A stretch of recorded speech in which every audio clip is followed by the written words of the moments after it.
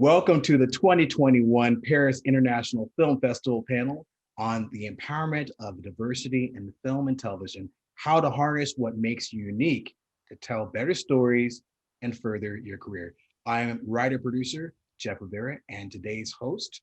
Thank you for joining us. Our esteemed panelists include, in no particular order, Lorisa Bates, the Vice President of Programming, Content Strategy, Co-Productions, and multi-platform at BET Networks.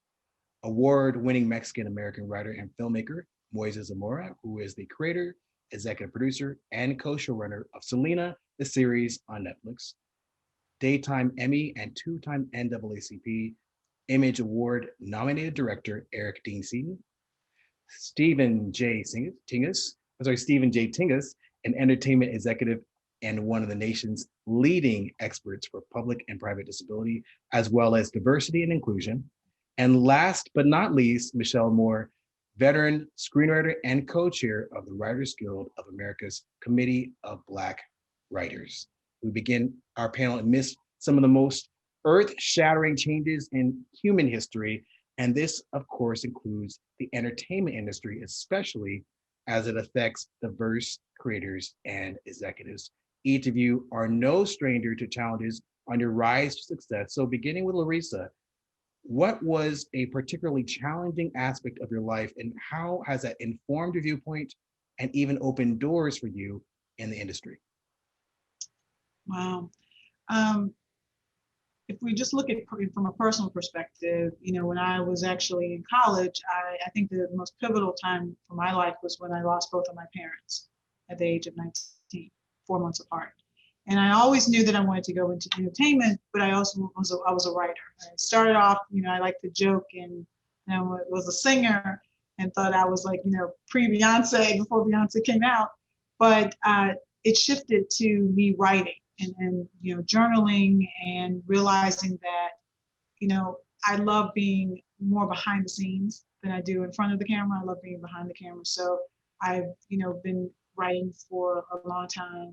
And it was wonderful to be able to get into an area where I can make a difference. And so one of the things that I do now is that, I acquire content for a major network, and we found a hole, and we now actually have the opportunity to dive into being more creative and working with production companies, creating Black content for movies, to say the least. So that's been just a wonderful challenge, I should say, because content is king, and everyone wants content, especially Black content. It's amazing. I've gone to a lot of panels and a lot of conferences where it doesn't matter where it is, whether it's in the United States, whether it's somewhere globally, that Black content really has risen. And I like to use the whole objective of saying that when they say orange is the new black, I really do believe Black is the new black. And it's something that the veil is unlifted, and everybody wants a piece of it. So I would say that was probably my biggest turning point in my life. Perfect. Let's go to Eric. Yes. So I was born and raised in Cleveland, Ohio, and the first movie my dad ever took me to was a James Bond movie. I was probably like 8 or 9 years old. And I remember coming out of the movie, and the first thing I asked him, I said, Dad, are there any Black secret agents that make movies? And he says, I'm sure there are, we just haven't seen them yet. And it kind of stuck with me my entire life. But one of the things about growing up in Ohio, you tell people you have these dreams, and some people support and some people don't. And, those that don't seem to weigh in a lot stronger than those that do. So I went to Ohio State, and I was majoring in other things. And the one thing I've pushed about representation is I actually saw a friend of mine who was Black carrying a film camera across campus when I was, struggling through college. And I asked him what he was doing, and he said, I'm in the film school at Ohio State. And I said, I didn't know they had one. And now they don't, but they did at the time. And I followed him to class and sat in the back of the class, and it changed my life. And that was when I just started chasing my dreams relentlessly, and have kind of, made my way out to California and worked my way up from the bottom up and really like kind of studied the business and studied like what avenues to get into and became an AD and a PA and an AD and worked my way up. But it was always the only jobs I could get were all jobs that were, especially once you become an AD, if they had a black cast. Because they had a black cast and they needed to have black ADs because only black ADs could talk to black cast. So it kind of limited the opportunities. But the one thing I remember is just, I was so excited about actually getting to, once I finally got to direct, to just direct, it didn't matter what the genre was, that I put 1,000% into it, no matter what it was. I was always shooting Ben-Hur, no matter what it was. Eventually now that things have kind of opened up, it's kind of paid off because it's so much, put so much effort in it. It's that 10,000 hours thing where you just put in the hours and the work and the opportunity. And one thing is most of us as people of color, we have to grow up in a world that's not, we have to grow up in a world understanding every other culture, but including our own, where a lot of people don't. So I found that that's actually helped when I get out in the world and I do things from other cultures, because like I said, the first movie I ever saw was James Bond. There wasn't a black person in the movie. You know what I mean? So we are inundated with other cultures as we learn stuff. And I think that's kind of helped throughout the years. Perfect. Let's go to Stephen. Hi, my name is Stephen. I was born with muscular dystrophy in '63, and my parents taught me, never considered me handicapped or disabled. And at that time, during the civil rights movement, I was the first person with a disability to be mainstreamed, along with, people like Kamala Harris and other leaders here in California. I was born in Sacramento, and pre-med at the time went to UC Davis and was denied access to admission to med school. So I said, I guess that's the way society's going to be, even though I was smart enough. So I went into public policy. I worked for the governor at the time, and then I worked for a former president that did not behave the way things are going now, and I led disability for the country. But one thing that people don't realize that because I was brought up in a very inclusive way, I wanted to go into entertainment at the age of 7. In fact, was looked upon by ABC and other networks, but I couldn't go off and take care of myself. But now I'm in Hollywood working on diversity and inclusion and implementing policy and content with some of the biggest people that we all know here. And I'm very happy because, 95% of the characters with disability on TV and in movies are played by able-bodied actors. And one thing the industry still doesn't know is there's a lot of talented actors with disabilities.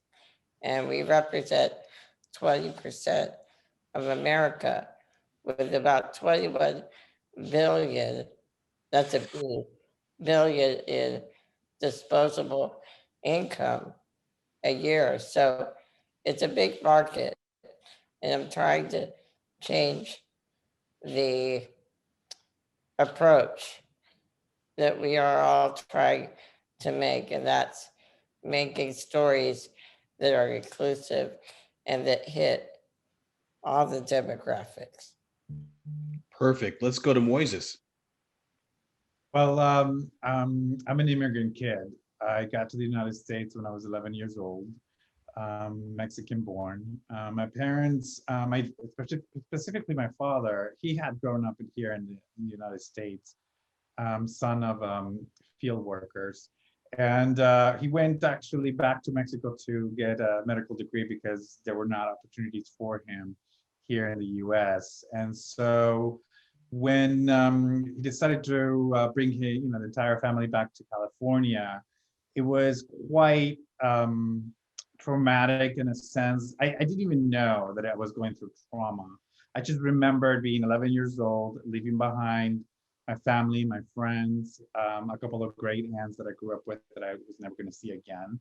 And also, I discovered for the very first time what it means to be Mexican and brown and in a place that doesn't really want you. And I had, I was a victim of bullying growing up because I was a little effeminate little boy. And I discovered a second layer of discrimination and prejudice growing up. And I think my way to sort of protect myself from that was just get good grades, be a good student, do what I was told. And that carried me through all the way to college. And then it was in college when I had the opportunity to really express my identity in all its forms. And even though I was a major in international relations, perhaps going into politics or become a lawyer, it was very clear to me that writing, literature, anything creative was attractive to me. It was as a form of just exploring that identity or that sort of process that I was robbed of. And I noticed that my writing, I took a lot of playwriting courses immediately. It was like the first thing I wanted to do when I got to college. And it was in the East Coast at Brown University. And they were wonderful because you could take anything you wanted. There were no requirements. But I did learn that in my personal writing, I would change from English to Spanish just when my emotions would get the best of me without me noticing. And for that, I just felt that, well, this is what I need to sort of sort out, that identity. And I decided to write in Spanish. And I had a sixth grade education, so it was quite a challenge for me to actually teach myself to write in Spanish at a literary level. And after college, a week later, I moved to Paris to write a great Mexican novel in Spanish, even though I had no clue how I was going to achieve that. But eventually, it led me to the path of screenwriting, and here we are. Perfect. Let's go to Michelle. So I grew up in Chicago on the west side in a community called North Lawndale, one of the poorest actually in the nation. And so poor, in fact, it's where Dr. King stayed before I was even born in 1967, to prove that housing conditions in Chicago were just as bad as the South. But I also grew up in a community full of love and full of support, which is really important because I think sometimes we talk about impoverished communities because often those stories are not told by us. They often eliminate all of the beauty and all of the good. And so I was educated in schools in Chicago at the time that were integrated. Chicago is also one of the most segregated cities in America. And so we live in pockets, right? And so a little school bus would pick me up and take me to a school that included kids from all over the city, from every different race. And it was incredible. It really shaped who I am. But after I finished high school, which I went to the same high school that Michelle Obama did just a decade later, a Black man, a filmmaker by the name of James Taylor, we called him JT, he ran and operated the community film workshop. He came up to me at an event at high school and he said, just like this little Black girl, you can make movies. And I was blown away because I'd never had anybody tell me that. I grew up in a very blue collar, hardworking family. Nobody made movies. Nobody even considered it as an option, which reminded me years later when I became an educator, the importance of going back into our communities and telling the children there that they can do it too, because that's why we have such, I think, a disconnect. So fast forward, I did go to college after the community film workshop, Columbia College in Chicago. And then after life kicked in, I mean, again, I'm living in Chicago, which wasn't exactly what it is today in as far as film and television production. So I wrote about 18 screenplays just on my own. I was working a job. I had a family.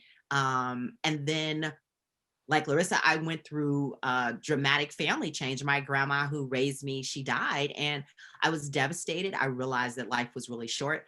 So by that time I had divorced and remarried. So I convinced my husband to quit his job, and then I quit mine. And then we packed up our 2 kids who did not like this thing at all. And we drove to California in 2010. And it was the best decision of my life. Not only did it change my life in terms of pursuing the dreams full time, which is screenwriting. Since moving to LA, first of all, I got into the union. And then the first night that I attended a WGA meeting, I was elected as co-chair of the Committee of Black Writers. And I've been there since. They won't let me go. But I'm really proud of that role, and I really fight hard for Black writers. Last June, penned a letter that went viral, Dear Hollywood, which I'm told influenced a lot of companies, a lot of people read it, and I'm just really grateful about that. I'm also an educator. When I moved here, to get the MFA from UCLA, it was because I knew the only way we're going to also change the industry is to get more Black professors teaching, identifying talent, and then bringing them in. Because when I was in undergrad, when I was in grad, I had one Black professor in each school. And that's what I am right now. I'm the only Black woman full-time teaching at LMU. But I'm also helping to change that as well, help to bring in 2 professors, Black women part-time in the past year. And hopefully they will eventually be able to become full-time, because that's where things have to change. Hollywood filters a lot of talent through the university system, through the colleges, and we have to do better at bringing those people in. And everyone doesn't go. So then you have to tap into the community that doesn't. So all of that really led me to where I am. And in 2019, I sold my first television show originally to CBS, and then I was able to fortunately resell it to BET when it wasn't picked up by CBS to pilot. So I'm really grateful for that opportunity. And I sold another show last year to CBS Television Studios, and we're shopping a buyer. And all that's because I stepped out on faith and convinced my husband that it's going to be worth his while. So yeah. That's fantastic. So let's talk about the state of the union right now. Where are we in terms of representation of diverse characters on the screen today compared to, let's say, just 2 years ago? Let's start with Lorisa. Well, I think that, as we always hope that the numbers that go up, I still think that what's happening is definitely in 2020, we've seen the rise of a lot of African American, people behind the scenes, right? You've got, not only do you have directors, not only do you have, you've got more EPs, you've got more directors who sit in the scene, and they are literally starting to go across all platforms. That is linear, that is SVOD, which is your streaming services, and it is really, really great to see. Do I think that there's enough of them? No, I do not. I still think that overall the number is still pretty low. I think anybody on the panel can answer. It's probably still less than 3 to 5% of all of the content that's going across, that's being made globally. So I think that even though we're getting better, I still think that we have a long way to go. But I feel encouraged, especially with CBS and because it's now CBS Viacom, and we are really looking to make sure that we have representation across all of the different aspects of shows. It's in front of the camera, it's behind the camera, it's executives, it's non-executives. So I know I'm encouraged, and I would love to find out what other people on the panel what they think it just happened. But I do think that we have a long way to go, but I feel like we're on a good track. Eric, I would love to hear from you about this. As a director, you see what happens in front and behind the camera in terms of course, the actors that you work with, the talent that you work with. Do you see an improvement? And also behind the scenes, the directors, the first AD, the second AD, that whole unit. Are you seeing improvements? What changes have you seen or not seen in the last couple of years? Definitely improvement. I feel like And from the writer's side, people of color are actually being written by people of color now, where you would usually shows would just, they would create a show of 6 characters and they would make them different nationalities, but it was still coming just from one voice.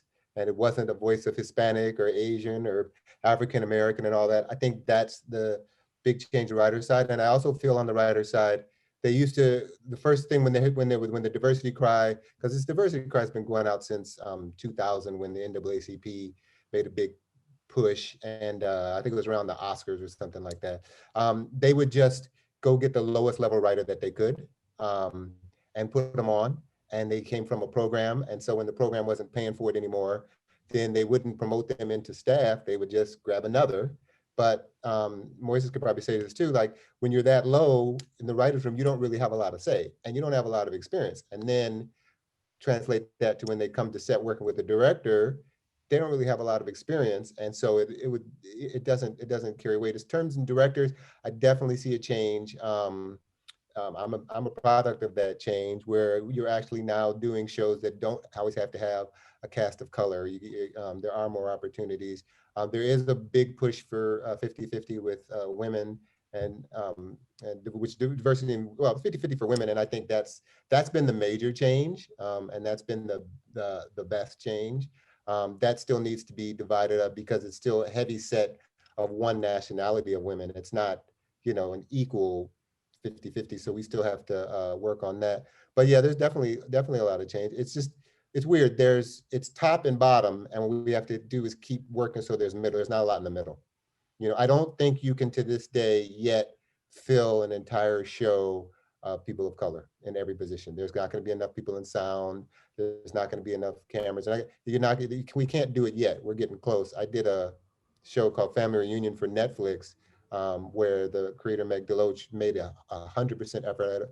She had me do the pilot. And I had to talk to her about she wanted me to do a lot of episodes, and I said, I'll do a few, but let's get some women and let's get some people of color in. And then she's like, well, let's do it for everything. And she made a great effort, and that was the most I've ever seen. Perfect. Stephen, you made a really interesting comment about how before it was able-bodied actors, the majority were playing actors who are not able-bodied. Are you seeing improvements in the last couple of years? And if not, what are your thoughts or concerns about that?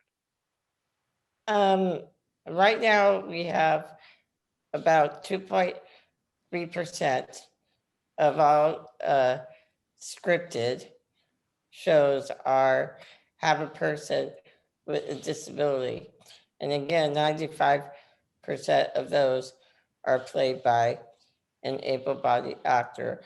I really haven't seen an increase in that percentage. I've seen the dialogue around disability inclusion increase. And to me, acting is great, but I love being a creative executive, using my facts and figures to make the argument. But no, there hasn't been an increase in the number of talent, both in front and behind the camera, to edge that percentage up. And that's given about 5 to 6 years now. It's still the same. And I'd like to delve into this a little bit further on in our conversation, but when we're talking about particularly those who are writing characters who are not able-bodied, do we need more representation of actual screenwriters who are? Definitely. I work with the WGA disability group as an ex officio, and we're trying to increase the number of people in the writers' room. Shonda Rhimes, obviously, is one of the leaders with Joanne Clack from the WGA. And so I advise them, and I advise other big name talent that we know, but a lot's got to be done.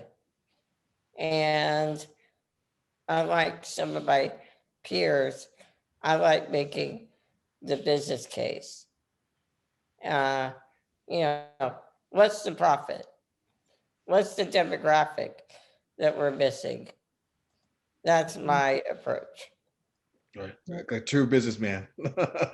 Dollars and cents. Exactly. That's the industry. Let's go to Moises. I'm very interested in terms of representation for the different, because you represent a different variety of groups in particular. I don't want to delve into those unless you want to talk about that, but are you seeing an increase or improvement in any areas? Well, I do have to recognize that the strides that Black entertainment has made really does benefit in general the rest of the communities that are not as represented. And it has been a huge factor in my breaking into television. My first job was for John Reilly on American Crime. And that really opened up my eyes about how people of color, creators of color, really hire other people of color, creators of colors, and create their spaces, and the cast and crew is diverse. It's almost, it's just a given, and I was very lucky to come into television with that sort of first job and opportunity. And it was really one of the best experiences I've ever had in the industry. Because I think it kind of screwed me over a little bit, because I expected every room to be like that. And I'm like, no, that was actually really special and unheard of. And so when I hear, the lack of Latinx representation, and not just, within the within the Latino representation, the lack of Indigenous and Afro-Latino representation, and the sort of disconnect that, we are a very diverse and varied group, that it is disheartening, because there's not that many shows out there with those numbers. And so as a result, it was very important for me to create a very diverse Latinx room, and that included, racial diversity within that, and majority women. And so, because it was a co-production with an international entity, we were able to get a cast and crew that was mostly Mexican. And so and within that, Indigenous and all that representation that came with that. So it was really wonderful to see all those brown faces in front and behind the cameras. However, it's also an anomaly. I'm very well aware, and because, I'm very well connected also with the Latino writers community, and, the LGBT community, and everyone else that is sort of looking for that kind of right representation. It's just, it often does not meet those standards, and we've talked about it, like sometimes you're the only one that sort of has to represent all of that in the room.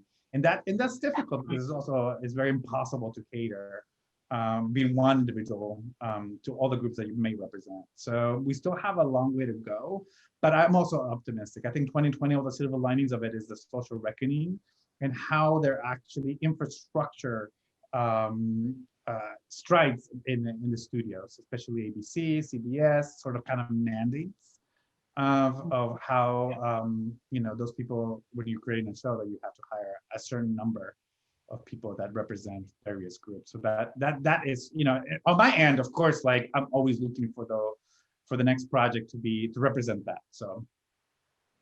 Perfect. Michelle, I want to ask you a little variation of that same question. Can we talk about your perspective as a female, but also as a woman of color, but specifically the types of women that are represented in terms of the shades of Black and brown, in terms of the types of occupations that are represented on the screen, in terms of the different sizes of women in particular, and not just women in general, but I would love to hear from you, from your perspective. What are your thoughts about that in terms of what has changed, what needs to be changed, what is exactly the same, what's worse? in the last couple of years? Okay, first I wanted to acknowledge that I definitely appreciated it being stated and emphasize that a lot of the progress among other groups really does come from Black people first doing it. When you go back to civil rights, and when you look at, and it was also mentioned earlier about women directing. The truth is, white women are getting all the directing jobs, not other women of color. And we just need to be very specific. I just talk real plain. So for me, you know, first of all, we need to stop grouping. Okay, grouping then can create a false number, and it gives the impression that it's improving, and it's not. So when you say women, you actually have to say white women, how many, and then you have to identify the other women. Because, for example, if you know, when you look at the Native American number, with the exception of 2 new shows that are being developed right now, they had zero, like zero, right? So it's like you can't say women. And I think that's what's important. That's one of the things that we've been really doing.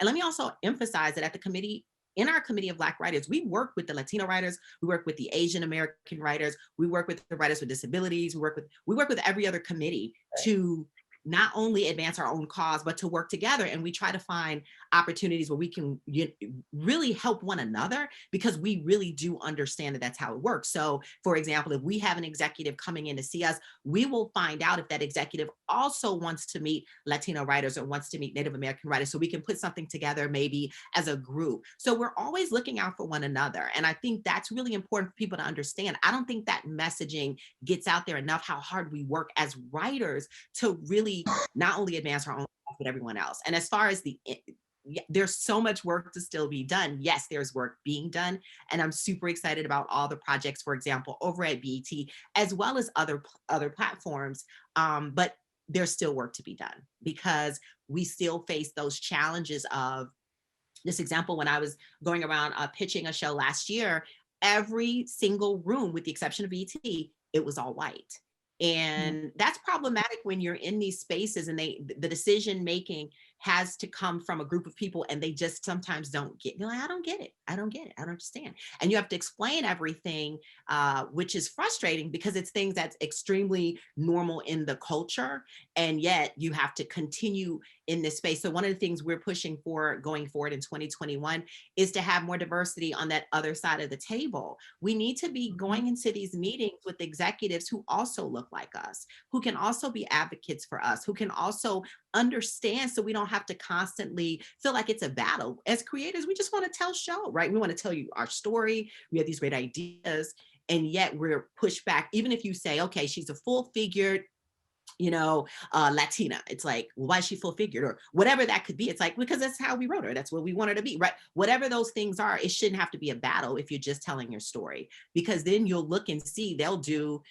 They have a whole show about a full-figured white woman, right? And so that's what I'm saying. It's always this battle, and it's very frustrating, to be honest. So yes, there's progress, but I think we have to get very clear about the numbers. I'm big on numbers. Men lie, women lie, people lie. Numbers tell the truth. And when you look in film, for example, which is where I started as an indie filmmaker, my first film was with Robert Townsend. Even going back, I did an indie film, indie, where we had little money, called Tupac Shakur Before I Wake. What's interesting is right now, I think it's like 5.6% of all the film jobs went to Black writers, right? And so it's like, well, where's everybody else then? And then 80% went to white people. So that's what I'm saying. Like, those numbers, they need to reflect differently. So yes, we're working really hard in the Committee of Black Writers to hopefully change that. I want to add something off of what she said, because I think it's true. It's so interesting that the Directors Guild, the Writers Guild, maybe the SAG, we're all pushing for these studios to do, or these corporations to do it. But you would think that a corporation would want to have somebody in the room, because the idea of somebody saying, I don't get it, but there's a whole we're pitching it to you. So there's a whole population that does.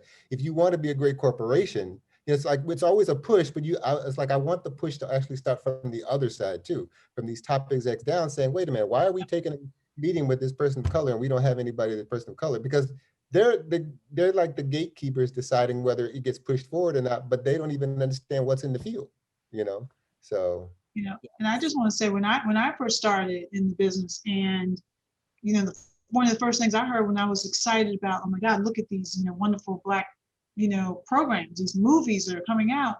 And I had a white executive who at the point, I was just a little peon. And he was like, you know, you can't sell those internationally.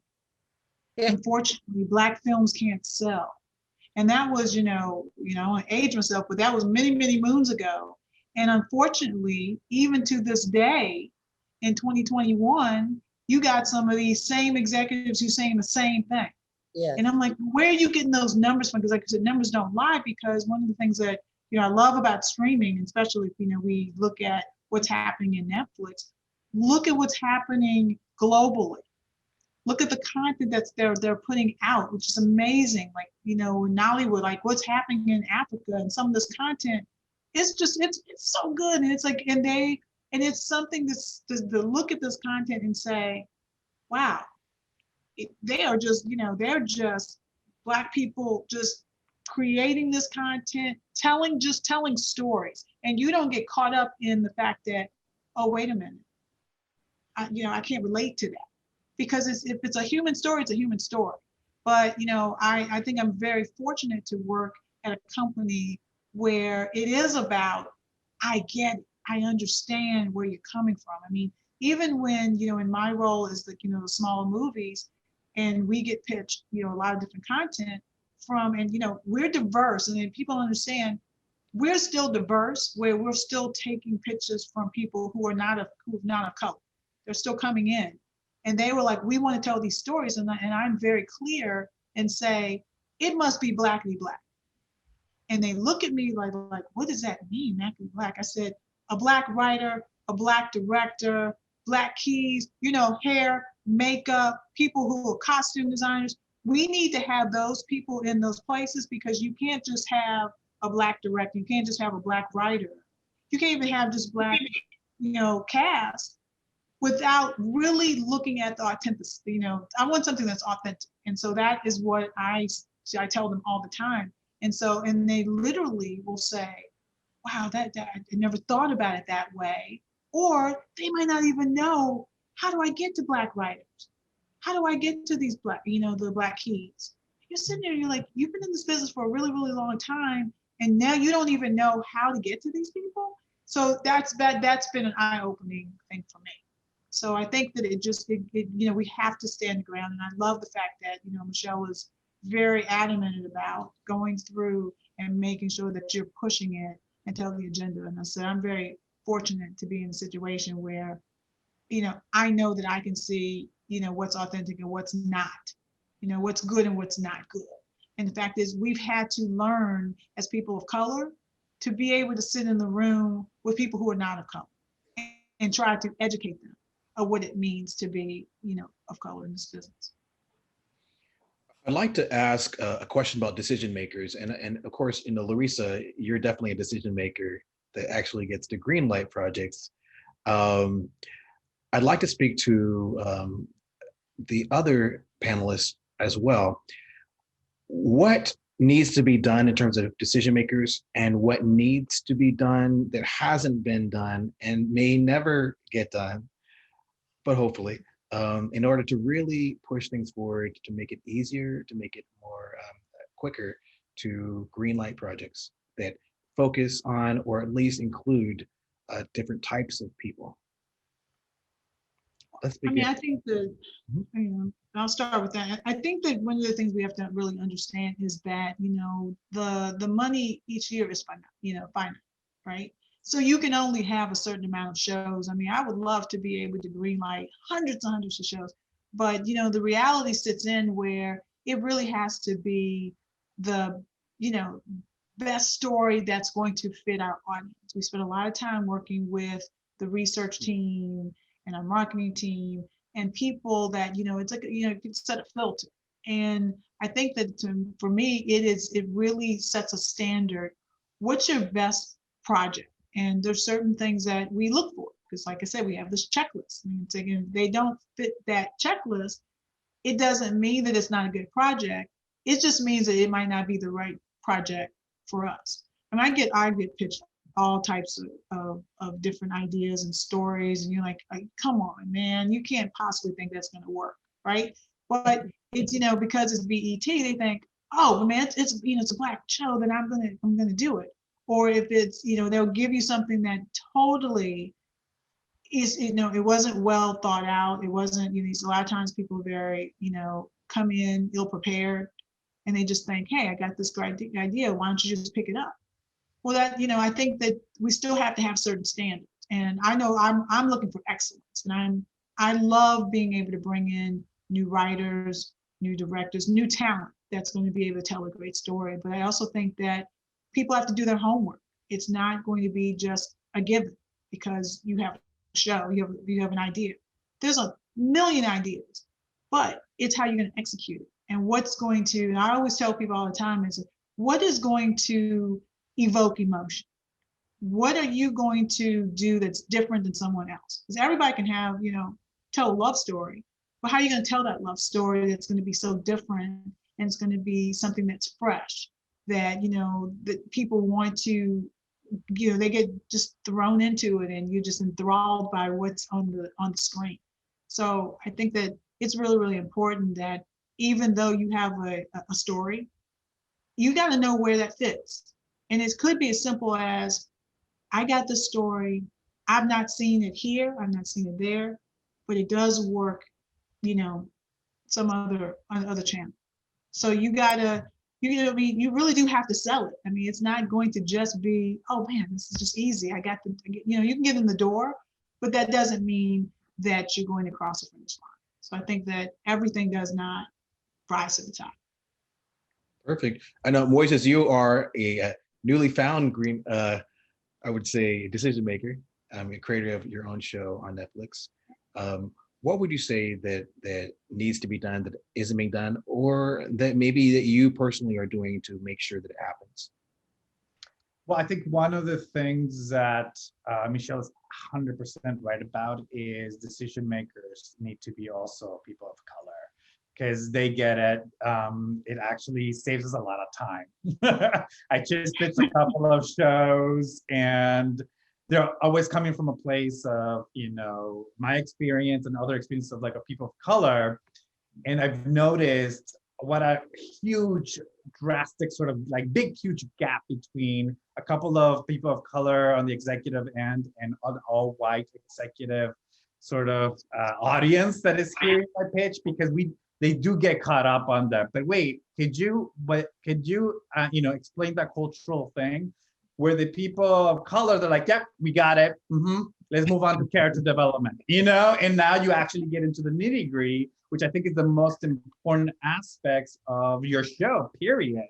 Because you don't have to explain the piñata, I call it piñata, like, in the background. It's like, you don't have to explain it, because from that, you're building your story. And I think it's just so refreshing to just see that, right away, because then you feel seen, and you feel that you're the 20 minutes that you have for questions are devoted to what's important to the pitch. One of the things that we are doing, though, because we identified this problem, there's a particular group that I belong to, it's called the HLS Collective, that actually focuses on identifying executives of color in entertainment as one of our missions. And if we see a job opening or anything like that, we become like almost like an agency of some sort, and be like, hey, we love this, this particular executive, they did an incredible job when they developed this thing, please consider them for this VP position,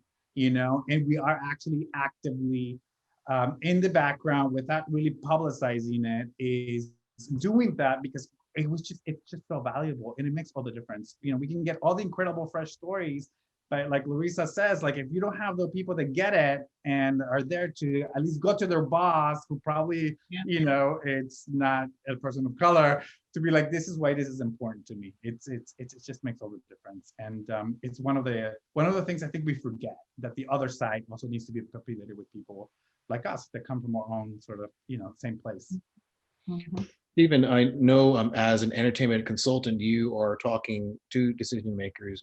Do you see them really being advocates for having more executives who have the same experience that you have, or not so much, or tell us a little bit about that?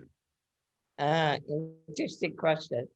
I like to say to Michelle, And Larissa, I share your frustration and your goals for change.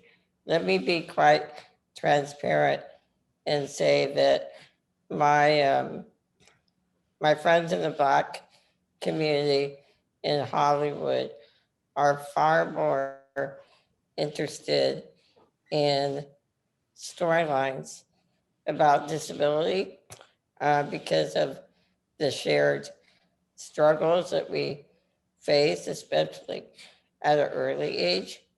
And now in Hollywood, things have not changed as far as the executive career ladder. With that said, all I can do is to educate and pitch scripts that fit each production company's sort of theme. In every production company, whether it be Juvie, whether it be, Macro, they all have their own types of stories that they like to do. But again, like Norman Lear, they're very progressive in wanting to tell authentic stories. I mean, look at Raising Dion at Netflix. That was produced and financed by Charles King. So they get it, but they're very few and far between. So all I could do is talk about the business sense and to get them scripts that I feel push the envelope. I'm not about sappy stories or this or that. I want to tell a story that people don't think of from a person with a disability. I don't want the person with a disability to be an angry individual. I want them to be a colorful character that talks about, portrays an issue that we are not shown. And that's the purpose of the industry, is to educate with gripping stories. And that's what my goal is. But no, there's nobody with a disability currently at the executive level. Although, don't forget, we do have invisible disabilities. So That's true. take it as you will. Thank you, Stephen. Before we go to my questions for Michelle and Eric, I wanted to say that I'm so glad that you're on our panel today, because I think amongst us, you've made us aware of an issue that maybe we didn't even give any thought to. And now, since you're talking to some real decision makers here, I think that from the creative end and from the executive end, I think that that's something that all of us will keep in mind as we're creating projects and co-creating projects. My question for Eric, sure, go ahead. Sorry. I'm actually in quarantine in Vancouver, and someone's banging at my door, so I have to. Sure. Government or not. Sorry. Okay, no problem. Let's start with Michelle, actually. Michelle, I want you to put your Nostradamus hat on, and I want you to think about the next 2 to 5 years. Predictions. What do you see for the industry as a whole, and what do you see for people in front and behind the screen who are diverse? I can tell you what I'd like to see. Okay, How about that? I'd like. What would you like to see, and what do you think will really happen? Let's go like that. Okay. I'd really like to see diversity all the way across, period. Inclusive, every which way you can chop it up. Intersectionality, because even when you talk about, let's say, Blackness, right? Then how many degrees of that? Like, what is that? And what does that even mean? So yes, I'd like to see diversity all the way across. I'd like to see every committee that is represented at the Writers Guild. And I'm going to say writers because we start everything. No one works until we create anything. So we have to really look at the writers, and we have to find a way to get as many writers into the industry from all these communities, whether we have to go into little pockets of America and say, hey, you, and ultimately bring them in so that we can change, so we can have better stories that are authentic, stories that come from real experience, and stories that also have a lot of heart. Because I'll tell you, one of the things that breaks me is whenever I see us portrayed through the lens of anyone else, they always miss the love. They never see the love. Like they don't, it's like, you just see like, oh, here's like a kid in the hood and he's struggling, but you don't see how his grandmama loves on him. You don't see how the people in the community support him and encourage him. You just see all of the tragedy. And so that's what I'd like to see. I'm a believer. I don't do the work that I do because I don't believe it will not impact change. So what I'd like to see and what I believe will happen is that as long as we keep fighting, pushing forward, and also demanding. When we wrote that letter back in June, we said we are demanding. We are not asking you, we're demanding systemic change. So I think it's just like when we elect our politicians, you got to hold their feet to the fire. So we need to keep people accountable. One of the things we're planning to do this year is to follow up with our letter we wrote last June and check in. And let's do an accountability. We're going to check in and see how many more Black writers got staffed, how many more Black writers got overall deals, how many also are rising up. Because see, it's one thing to get staffed and then you're staff writer for 5 seasons.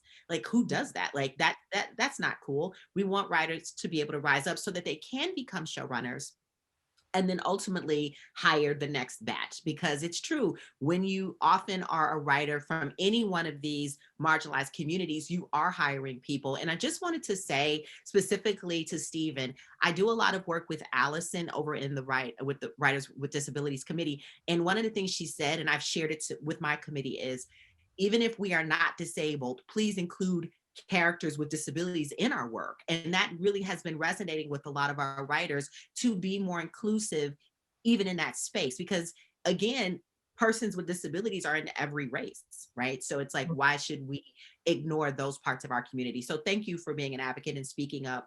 And I will think about that myself in this year as I create new content.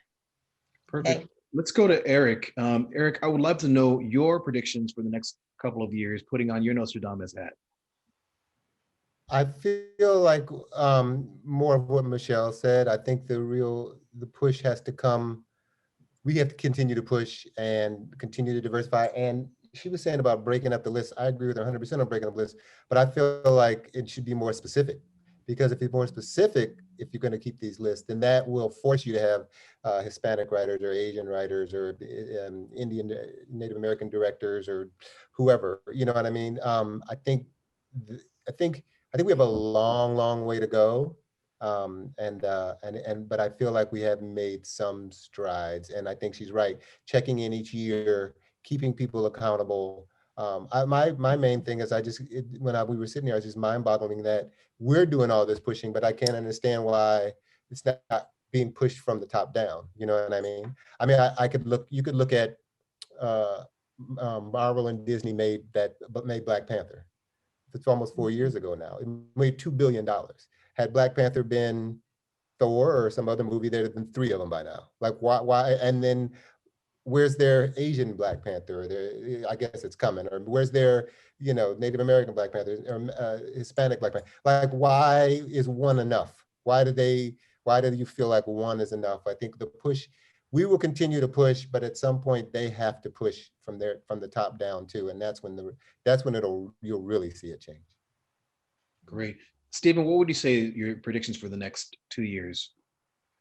My prediction for the next 2 years is that people with disabilities of all colors, of all preferences, will be seen more in indie films and TV series. I think it's going to be a lot harder for major movies. And I appreciate the comments from Michelle. I think it's time not to take no for an answer in Hollywood. I think my community needs to do a better job as far as how they advocate. Many are activists, and that's great. This is in the Black community.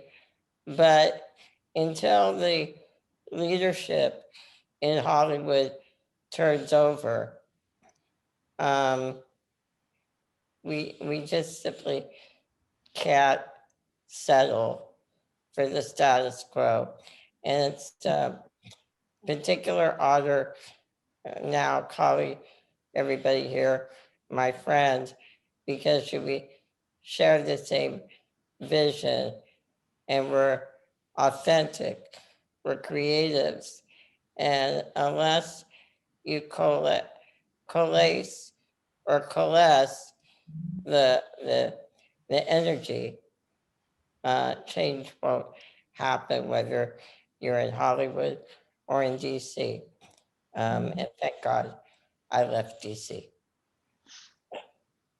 Excellent. Let's go to our last two panelists and their predictions, and then we are going to be concluding this session. Let's go to Lorisa. Wow, what did I say? Well, obviously, I am in agreement with everyone. I think that one, there needs to be probably more executives, people of color that can relate, that are in these rooms, that can actually green light and not be afraid to speak up. I mean, I think that one of the things that I found, and I do have, colleagues who are in different areas, and we all have the same frustrations, right? We're like, man, it's like we got these stories, but it's always it's really important you have to pitch up, right? So even though I'll get an idea and I'll get really excited. So what I try to do, even with the people who are pitching to me, if something I really, really like, I'm like, okay, I can at least guide them a little bit more so that they can say, hey, you know what? You need to do it this way. You need to, include this so that it really so I can tie up to the bow, so I can go up, because I get very excited, very, very passionate about being able to make these decisions. And I like a lot of times, it really is important that the people on the other end, if I'm going to bat for you, I need to make sure that it is tight. Unfortunately, we're in a situation where we only have one shot. You got people who fail all the time, and they, you turn around and you're like, well, wait a minute, that show just tanked, but yet they just have 2 or 3 more shows that's out there.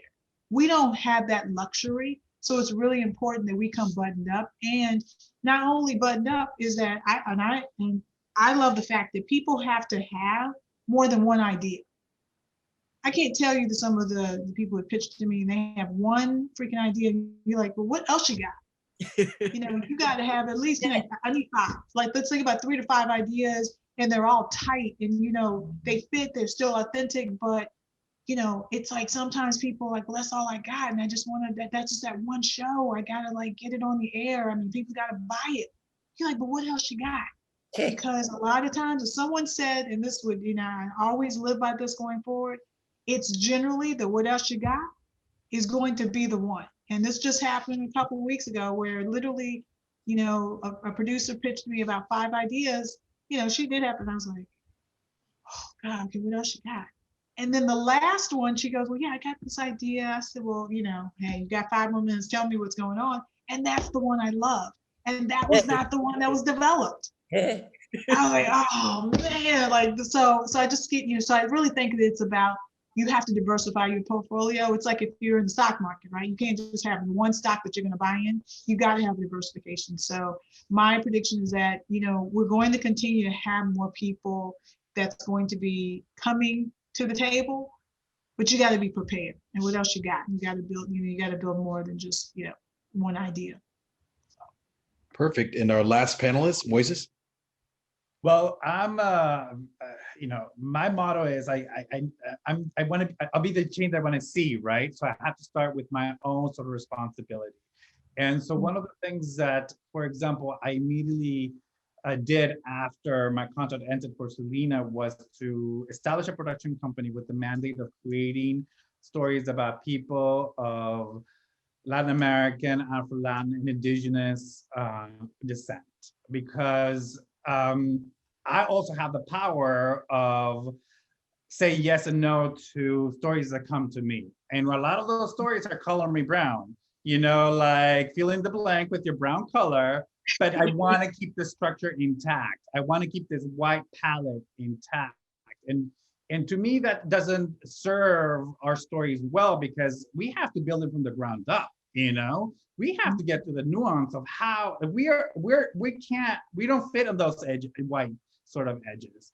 And so for that reason, it's a very strict mandate. And to answer to the need of having our creators be bumped up, I'm actively engaged in mentorship and helping others, especially emerging writers that have great ideas, but they just need a little bit of instruction about like, well, put it together like this and here and this. Because again, we don't have that opportunity, the endless opportunities, and that's what I'm committed to just to being part of that change.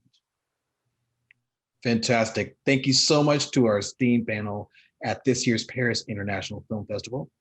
Once again, I am Jeff Rivera, and thank you for joining us.